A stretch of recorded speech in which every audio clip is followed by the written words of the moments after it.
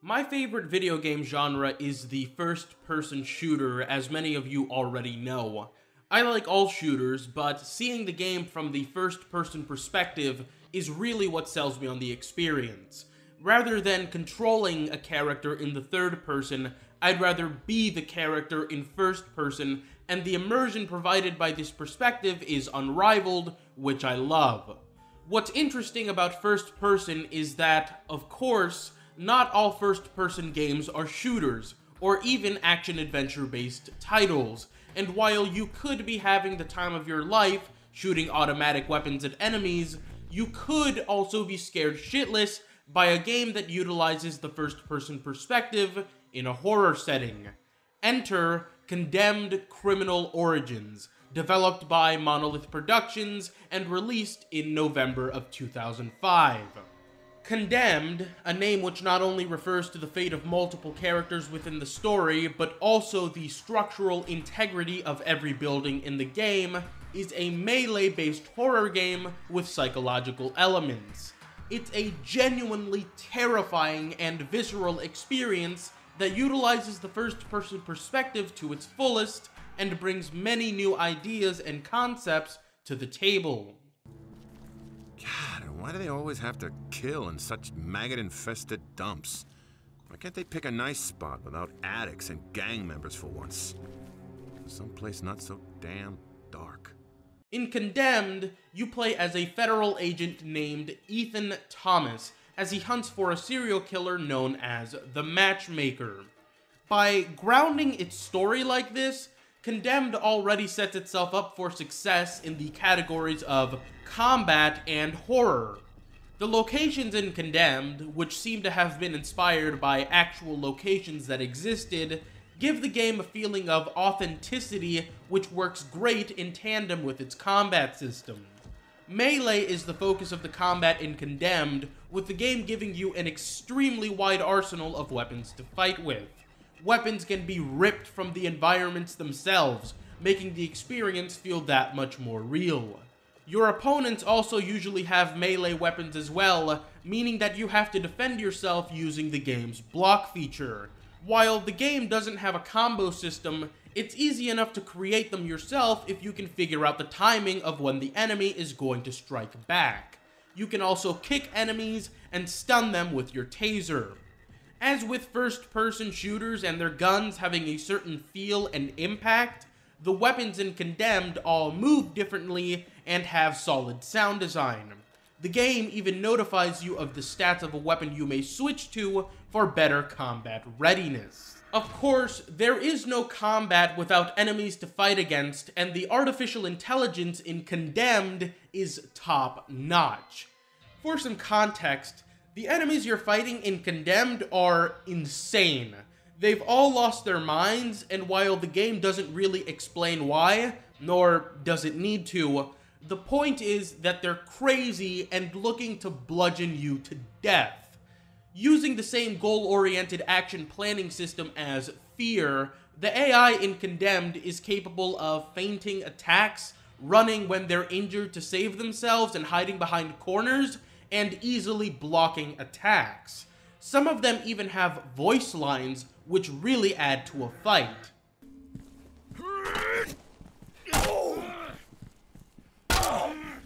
That fucking hurts! Something rather incredible about the AI is that they can get into fights with one another. If they hit each other during a fight with you, it's possible they'll just beat each other to death. This is a very great compliment to the idea that the vagrants are all incredibly mentally ill, to the point of turning on one another as they have no sworn allegiance to anyone and are just aiming to kill. Most of the objects in the environments in Condemned are dynamic, meaning that enemies can break windows, move crates, and various other objects in the scenery.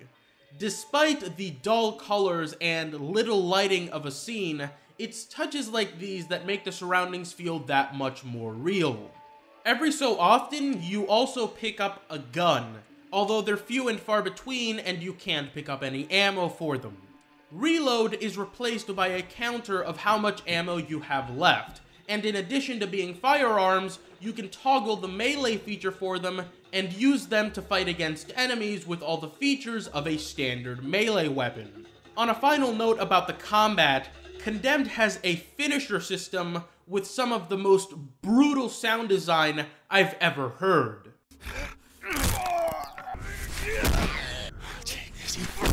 As I previously mentioned, the story being grounded in Condemned not only works well for the combat, but the horror. Condemned is a game that understands that whatever you think is hiding in some dark corner of the map is far scarier than what's actually there. The locations in the game give authenticity to the entire experience, and make it more relatable than generic office buildings and sci-fi-esque locations that you can buy, but you can't believe. A subway station, an abandoned department store, and a house aren't hard sells to the unconscious mind, and the game works itself into your head by presenting a reality that you know to be true. What you also unconsciously know about most of these locations is that they're grand in scale. For example, libraries are large, with many different places for potential enemies to hide. In this way, the game doesn't even allow the level design to consciously affect the rationale of the player, because it's not asking you to venture into a contrived room with an obviously predetermined path. It's simply asking you to go to a place where you'd have no problem going if there were other people there and the world was sunshine and rainbows. Now, at some point, because Condemned is a very linear game, you become savvy to the fact that there's only one route to your objective for the respective level you're playing. But it remedies this well by adding in special collectibles that are found by exploring. So on top of the levels already being big, and the thought of exploration being frightening, there's also the chance that you're not even taking a path to further advance the story, only adding to the sense of dread the game brings. Features like this are examples of Condemned also doing an excellent job of playing against the expectations of the player. During the subway level, the game asks you more than twice to go into the tracks and out to another side of the station. I remember thinking to myself that there was no way the game was seriously asking me to go into an almost pitch-black tunnel just for the sake of exploration. I thought that I must be going the wrong way, but I wasn't. It was absolutely terrifying because I'd never experienced anything like that before. Like I said, Condemned presents a reality not too far removed from our own, but bends it at times and in ways that subtly mess with the mind of the player, yet manage to have an incredibly large effect on our perception.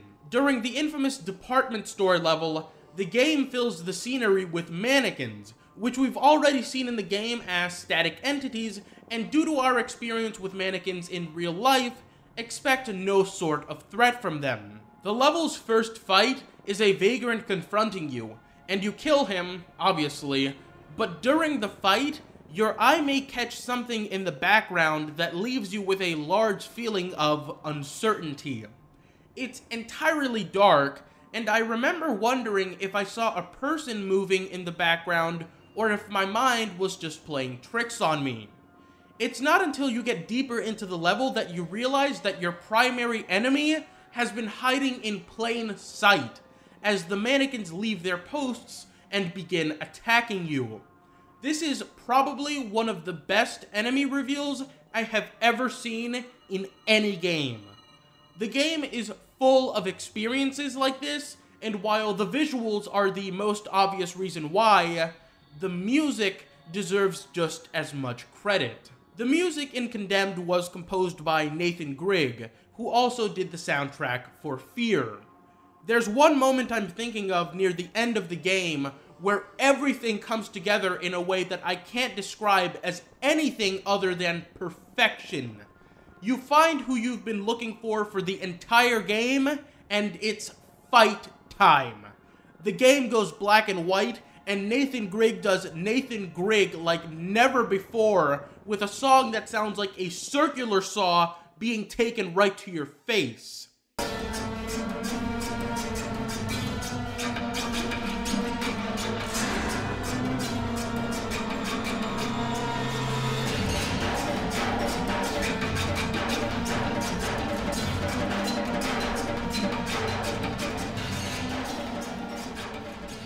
Unfortunately, Condemned peaks right here. The game should have ended with this fight, because the level that builds up to it is very good, and the fight is the cherry on top of the sundae. But the game doesn't end here, and really exposes itself with a final level that sort of betrays the confined atmosphere up to that point, and even really messes with the combat. There's a kung fu master boss who gets in cheap hits during the fight, and several other enemies do the same. The combat always had this problem, but I didn't notice it that much until I fought all the things here. The story even takes a wild turn, but at least not an entirely ass-pulled turn, as the game does hint at this supernatural beast many times beforehand. You just think it's a hallucination within Ethan's mind, and not something the game would think to bring into its main story. Condemned certainly isn't a perfect game, but it does so many things so well that the last level had little bearing on my overall feelings on the game. I mean, just look at how it understands pacing. After you exit what may be the scariest level in the game, Condemned puts you into a story sequence, and then various melee sequences with scripted events that are centered entirely around action combat before it dumps you into another horror section. For what it's worth, Condemned also has a strange way of turning its weaknesses into strengths. The game has a forensic element that isn't really a part of the gameplay and only serves to move the story along. I think about 3 or 4 hours in, I realized that these sequences were safe, and you wouldn't be attacked by any enemies or scares. There is a part of this game that betrays this convention, and while I saw the scare coming about a second before it happened, its effectiveness on other people speaks volumes to how well Condemned toys with the mind of the player. One last thing I'd like to mention is that you may have noticed that my Condemned footage looks like shit. That's because of something strange I encountered where you can have your computer level to maximum and your other settings to maximum, but if you have your graphics card detail level set to custom, it'll display low graphics settings across the board. I'm angry I didn't realize this before, but as far as I knew, all my other settings, including texture qualities, were set to maximum, so I didn't think there was anything else I could do. I assumed that the graphics card setting was set to custom because I had to manually set the game to 1920 by 1080 as it's natively unsupported, and I also had to change the FOV. So you may want to keep this in mind if you end up playing the game on the PC. Anyways, I got over the visual issues in the game because Condemned was just that good. Even the voice acting is fantastic, and in the same way that Peter Lorre brought a distinct voice to Paxton Fettel in F.E.A.R, Peter Jacobs gives a performance as Serial Killer X that noticeably distinguishes the character. How does it feel to be on this end of the gun? But listen, you bastard. Don't mess this up for us. We are both on the same path of righteousness. Despite Condemned certainly having limited appeal, not only because of its brutality, but also the amount of tension it places on the player, I'd recommend it in a heartbeat. You can probably pick it up during Steam's Halloween sale that's right around the corner, and have a blast like I did with it. I hope you guys enjoyed this video, and in the comments, share your experiences if you've played this game. And if you haven't played Condemned, impressions of the game based off this video are also welcomed. Peace out, guys. Take care.